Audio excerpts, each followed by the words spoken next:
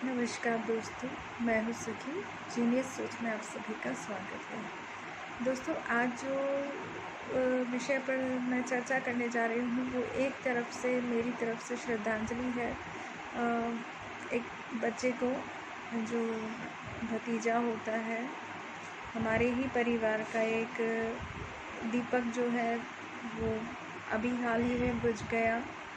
जैसी भगवान की मर्ज़ी, हम कुछ कर नहीं सके, लेकिन मैं ये कोशिश करूँगी कि मैं ये जागरूकता फैलाऊँ और आप लोग भी इस कोशिश में थोड़ा साथ दीजिएगा कि ये जागरूकता सब जगह फैले।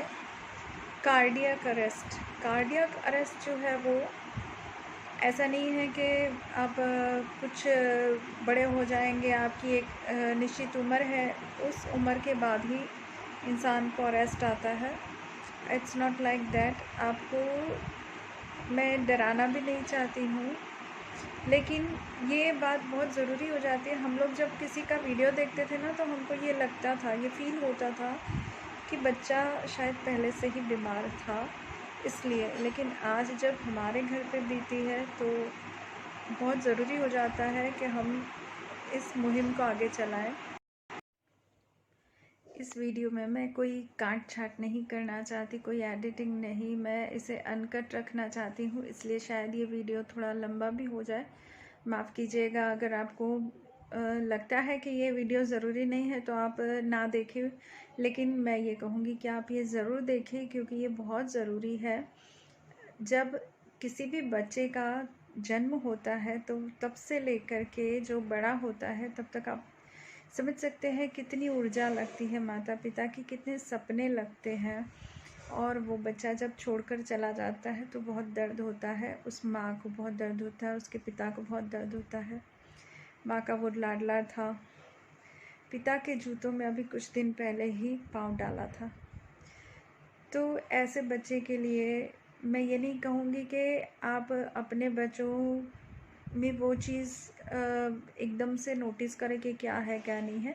लेकिन जब मैंने डॉक्टर्स से बात की तो उन्होंने ये कहा था कि कार्डियक अरेस्ट एक ऐसी घटना है जिसमें आपको कोई साइंस या सिम्टम्स नहीं मिलते हैं। जब बच्चा स्कूल में गया था तो उसको स्कूल में चक्कर आए थे एक बार 10 बजे के करीब, और उस समय उसको आँखों के आगे अंधेरा छा गया था। उसके फ्रेंड्स के कहे मुताबिक मैं आपसे ये चीज़ जो है डिस्कस कर रही हूँ कि उस समय उसके साथ में ये हुआ था। और बच्चे को बोला बाकी बच्चों ने कि चलो हम दिखा लेते हैं डॉक्टर को, लेकिन डॉक्टर को दिखाने के लिए उसने मना कर दिया क्योंकि वो कंप्लीट फील कर रहा था, उसको कोई और प्रॉब्लम नहीं हुआ था। आफ्टर दैट वो खेला भी है, खाना भी खाया है, सब ओके है। बाद में आफ्टर रिसेस वो जब अंदर गया है, क्लासरूम में बैठकर लिख रहा है, लिखते लिखते उसका पेन गिरा और बच्चा भी गिर गया। बाद में पता चला कि अब वो नहीं रहा और कार्डियक अरेस्ट में आपको संभलने का मौका नहीं मिलता है। तो मैंने ये चीज़ें कुछ डॉक्टर के साथ में डिस्कस की तो डॉक्टर ने ये कहा कि अगर हम समय रहते कार्डियक प्रोफाइल का अगर टेस्ट करवा लेते हैं तो उससे काफ़ी कुछ फ़र्क मिलता है। मतलब आपको पता चल जाएगा टाइम पर कि कैसे क्या तबीयत है बच्चों की, या आपको कोई भी डाउट है तो आप बिल्कुल भी। इस केस में क्या था, हम लोगों को कहीं से कोई तक कभी भी कोई भी डाउट नहीं हुआ क्योंकि ऐसी कोई तबीयत के बारे में उसने कोई सिम्टम्स के बारे में कोई शिकायत ही नहीं की बच्चे ने, तो हमको पता कैसे चलेगा कि उसको क्या प्रॉब्लम था। तो मैंने ये बात भी डिस्कस की तो डॉक्टर का ये कहना था कि कार्डियक प्रोफाइल तो जनरली आप करवा सकते हो, उसके लिए ज़रूरी नहीं है कि कोई सिम्टम दिखे, क्योंकि अगर आपके घर पे कोलेस्ट्रॉल या बीपी का कोई पेशेंट है ऑलरेडी तो आपको ये चीज़ें करवा लेनी ज़्यादा बेटर लगती है, जिससे कि आगे जा कर के बच्चे में कोई प्रॉब्लम नहीं हो। तो ये चीज़ें यूँ कह सकते हैं कि वंशानुगत है, तो थोड़ा ध्यान उस तरफ भी देना ज़रूरी है। आजकल सीपीआर टेक्निक की जो मुहिम चल रही है, हम लोगों ने भी कभी उसे सीरियसली इतना नहीं लिया, बस एक दो बार वीडियोस देख लिया और समझ लिया कि बस ऐसे करना है ऐसे करना है। लेकिन टेक्निकली सीपीआर कैसे करना है उसकी ट्रेनिंग लेना बहुत ज़रूरी है। तो मैं ये उम्मीद करती हूँ कि स्कूल्स में एक ऐसी व्यवस्था हो जाए कि बच्चों को पहले से ही इस चीज़ के बारे में थोड़ा बहुत ट्रेनिंग मिले, टीचर्स को ट्रेनिंग मिले, पेरेंट्स को ट्रेनिंग मिले। ऐसा कोई प्रोग्राम स्कूल्स में ही अरेंज हो जाए तो बहुत अच्छी चीज़ है, जिससे कि सभी को लाभ मिलेगा। और जो स्कूल वाले हैं, टीचर्स हैं, उनको तो दुख हुआ ही होगा, लेकिन अगर सीपीआर टेक्निक उनको आती होती तो उनको ये फ़ील नहीं होता कि हम लोग बच्चे को बचाने में नाकाम रह गए। मुझे ऐसा लगता है कि कहीं ना कहीं स्कूल को भी इस चीज़ को हाथ में लेना पड़ेगा, जिससे कि पेरेंट्स भी अवेयरनेस पेरेंट्स में भी बढ़े।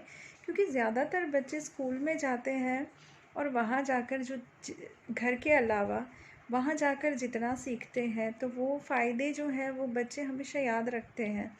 तो ये चीज़ें बहुत मायने रखती हैं कि स्कूल में इन्हें इस तरह की प्रैक्टिकल ट्रेनिंग्स भी दी जाए, जिससे कि बच्चे सब चीज़ें समझ सके और उनको अंदर उतार सके और प्रैक्टिकली लाइफ कैसे जीना है वो सीख सके, और किसी की मदद कैसे करना है, किसी को कैसे बचाना है।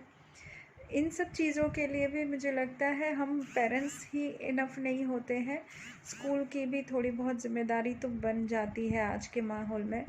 क्योंकि हम स्कूल में फ़ीस तो भर देते हैं बच्चे की अच्छी पढ़ाई के लिए, अच्छी एजुकेशन के लिए, लेकिन बच्चे में जो प्रैक्टिकल नॉलेज होना चाहिए वहाँ कमी रह जाती है। तो मैं सरकार से ये रिक्वेस्ट करती हूँ कि इन चीज़ों पर ध्यान दें, स्कूल में थोड़ा प्रैक्टिकल नॉलेज बढ़े।